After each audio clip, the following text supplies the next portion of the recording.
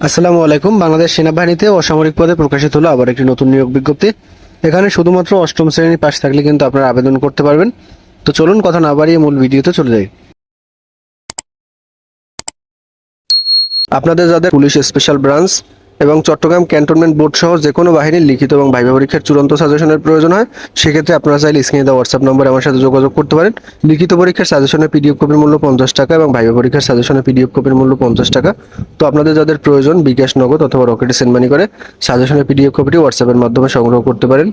নিয়োগ বিজ্ঞপ্তি Bandarban cantonment public school and college, Bandarban সেনানিবাস। এখানে কিন্তু তাদের ওয়েবসাইটের লিঙ্কটি দেওয়া আছে, আপনারা চাইলে এখান থেকে দেখে নিতে পারেন। 1 নম্বর পদটি হল প্রদর্শক আইসিটি। চাকরির ধরন স্থায়ী, পদসংখ্যা একটি। শিক্ষাগত যোগ্যতা স্বীকৃত বিশ্ববিদ্যালয় হতে সংশ্লিষ্ট বিষয়ে ন্যূনতম দ্বিতীয় শ্রেণীর স্নাতক সহ দ্বিতীয় শ্রেণীর স্নাতকোত্তর ডিগ্রিধারী হতে হবে। বেতন দেওয়া হবে 16,000 টাকা থেকে 38,640 টাকা। অফিসিয়াল সার্কুলারটি একটু অস্পষ্ট, কিন্তু আন্তরিকভাবে দুঃখিত। 2 নম্বর সহকারী শিক্ষক বিজ্ঞান, এটা মূলত খণ্ডনকালীন, এই চাকরিটি কিন্তু স্থায়ী না। পদসংখ্যা 2টি। শিক্ষাগত যোগ্যতা স্বীকৃত বিশ্ববিদ্যালয় হতে সংশ্লিষ্ট বিষয় জীববিজ্ঞান, রসায়ন অথবা পদার্থবিজ্ঞান বিষয় দ্বিতীয় শ্রেণীর স্নাতক সহ ন্যূনতম দ্বিতীয় শ্রেণীর স্নাতকোত্তর ডিগ্রিধারী হতে হবে, অর্থাৎ অনার্সের পাশাপাশি মাস্টার্স ডিগ্রিধারী হতে হবে। বেতন 16,000 টাকা থেকে 38,640 টাকা। 3 নম্বর সহকারী শিক্ষক শারীরিক শিক্ষা, এটা মূলত চুক্তিভিত্তিক নিয়োগ দেওয়া হবে আপনাদেরকে। পদসংখ্যা একটি। শিক্ষাগত যোগ্যতা স্বীকৃত বিশ্ববিদ্যালয় হতে সংশ্লিষ্ট বিষয় দ্বিতীয় শ্রেণীর স্নাতক সহ দ্বিতীয় শ্রেণীর স্নাতকোত্তর ডিগ্রিধারী হতে হবে। বেতন 16,000 টাকা থেকে 38,640 টাকা। এবার 4 নম্বর হলো অফিস সহকারী কাম কম্পিউটার অপারেটর, এটা কিন্তু স্থায়ী। পদসংখ্যা একটি। শিক্ষাগত যোগ্যতা স্নাতক এবং অভিজ্ঞতা সম্পন্ন প্রার্থীদের অগ্রাধিকার দেওয়া হবে। বেতন 9,300 টাকা থেকে 22,490 টাকা। 5 নম্বর ল্যাব সহকারী, এটা মূলত খণ্ডনকালীন।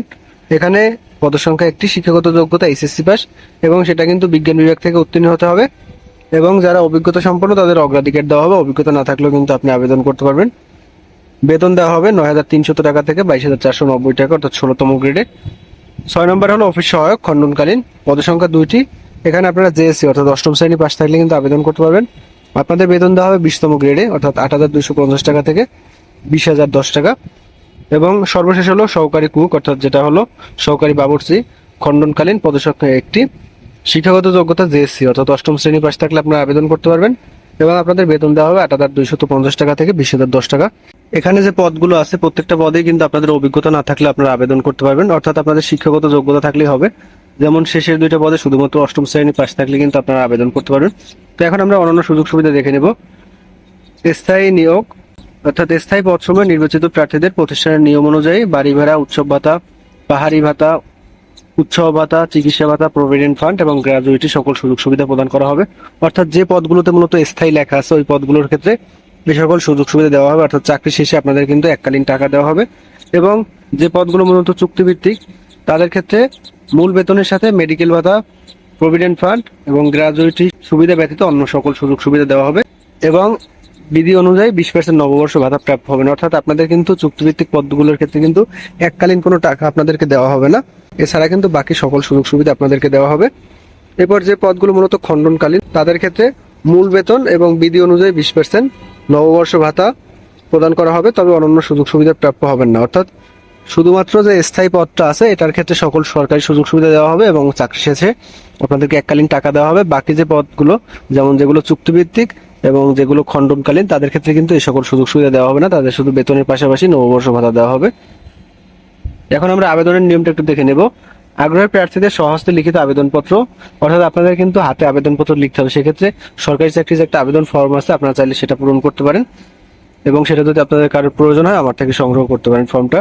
এবার হলো আপনার শিক্ষাগত যোগ্যতা এবং অভিজ্ঞতা সার্টিফিকেট, 3 কপি পাসপোর্ট সাইজের রঙিন ছবি, মোবাইল নম্বর উল্লেখ সহ যে কোনো তফসিলভুক্ত ব্যাংক থেকে 1 থেকে 3 নং পদের জন্য 700 টাকা, 4 এবং 5 নং পদের জন্য 600 টাকা, 6 এবং 7 নং পদের জন্য আপনাদেরকে 500 টাকা পে অর্ডার অথবা ব্যাংক ড্রাফট করতে হবে। এবং পে অর্ডারের ঠিকানাটি হলো অধ্যক্ষ, বান্দরবান ক্যান্টনমেন্ট পাবলিক স্কুল ও কলেজ। এই ঠিকানায় মূলত আপনাদের পে অর্ডার করতে হবে, এবং আপনাদের আবেদনপত্র কিন্তু এই ঠিকানায় জমা দিতে হবে। আপনাদের আবেদনপত্র আগামী 25 জুন 2024 তারিখ এই সময়ের মধ্যে পৌঁছতে হবে। সেক্ষেত্রে আপনারা চাইলে কিন্তু আবেদনপত্র পোস্ট অফিসের মাধ্যমে, কুরিয়ার সার্ভিসের মাধ্যমে অথবা সরাসরি আবেদনপত্র জমা দিতে পারেন, কারণ এখানে কিন্তু তারা বলে দেয় না যে কোন মাধ্যমে আপনাদের আবেদনপত্র জমা দিতে হবে। এবং পাশাপাশি আপনাদের লিখিত পরীক্ষার সময়সূচি কিন্তু তারা বলে দিয়েছে। 29 জুন 2024 তারিখ সকাল 10টায় লিখিত পরীক্ষা এবং বিকাল 3টায় মৌখিক পরীক্ষা অনুষ্ঠিত হবে। অর্থাৎ একই দিনে কিন্তু আপনাদের লিখিত পরীক্ষা, মৌখিক পরীক্ষা সবকিছু শেষ হয়ে যাবে। সুতরাং আপনাদের যাদের চাকরি হবে তারা কিন্তু সাথে সাথে জানতে পারবেন যে মূলত আপনারা কারা এখানে চূড়ান্তভাবে নিয়োগ পেয়েছেন। তো আশা করি আপনারা বুঝতে পারছেন। আবেদন সংক্রান্ত অন্য যে কোনো প্রকার প্রশ্ন থাকলে কমেন্টের মাধ্যমে জানাতে পারেন, আমি চেষ্টা করবো আপনাদেরকে বিস্তারিত ধারণা দেওয়ার। ধন্যবাদ সকলকে।